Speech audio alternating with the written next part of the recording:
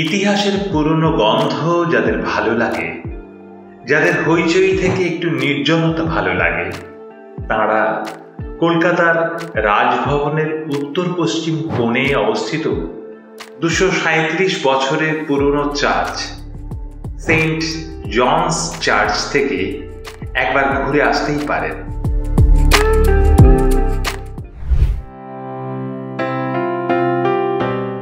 (1784 সালের 6 April Warren Hastings এই চার্চের শিলান্যাস করেন।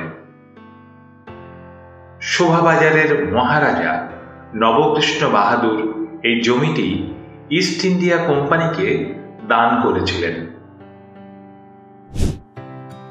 তারপর 3 বছর বাদে 1737 সালে এটি নির্মাণ কাজ সম্পন্ন হয়। তৎকালীন সময়ে 30,000 টাকা খরচ হয়।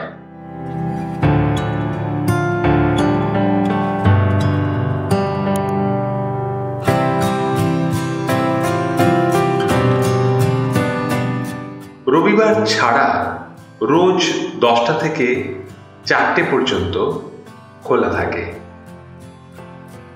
মাথাপিছু টিকিট 10 টাকা মাত্র। চার্চের ভেতরে চোখ বন্ধ করে দুদণ্ড বসলে একটা শান্তির অনুভূতি পাওয়া যায়। এটি কলকাতার প্রথম চার্চ। মেন গেট দিয়ে ঢুকেই 174 ফিট উচ্চতা সম্পন্ন একটা গম্বুজ সহ বিশাল স্থাপত্যটি দেখলে মনটা অনেকগুলো বছর কিন্তু পিছিয়ে যাবেই। এটি সেই ব্ল্যাক হোল স্মৃতিসৌধ। শতাধিক ব্রিটিশ বন্দীকে নবাব সিরাজ নিহত করেছিলেন। ইতিহাসে যাকে ব্ল্যাক হোল ট্র্যাজেডি বলা হয়। পরবর্তীতে ব্রিটিশ শাসকরা সেই ঘটনার স্মরণে এই সৌধটি নির্মাণ করেন।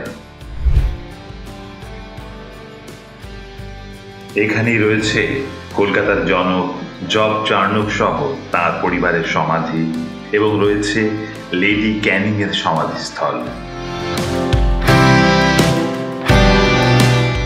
ব্রিটিশ আর্কিটেক্ট জেমস অ্যাড দ্বারা ডিজাইন করা এবং ইট ও পাথরের সমন্বয়ে এটি নির্মিত।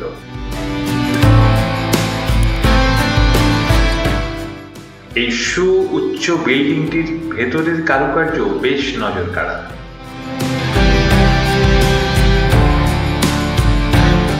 বর্তমানে এটি কলকাতার একটি অন্যতম হেরিটেজ সাইটের অন্তর্ভুক্ত।